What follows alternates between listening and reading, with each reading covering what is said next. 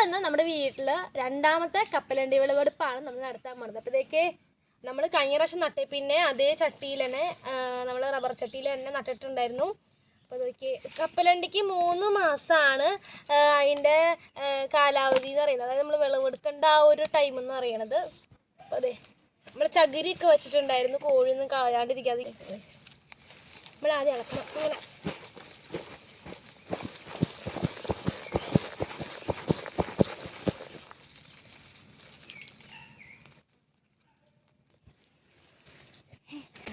നമ്മുടെ ഇത് കാര്യം കുറച്ചൊക്കെ ഉണ്ടായുള്ളൂ.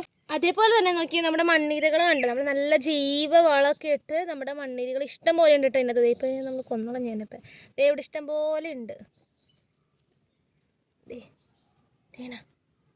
അപ്പോൾ നമ്മൾ വിഷമൊക്കെ അടിക്കുകയാണെങ്കിൽ അല്ലെങ്കിൽ വിഷമൊക്കെ ചേർക്കുകയാണെങ്കിൽ നമ്മുടെ മണ്ണിലും മണ്ണീരനെ കാണൂല. അപ്പോൾ എല്ലാവരും കപ്പലണ്ടി നട്ട് ട്രൈ ചെയ്ത് നോക്കുക. അപ്പോൾ നമ്മുടെ ഇന്നത്തെ വീഡിയോ ഇത്രയുള്ളൂ. Thank U.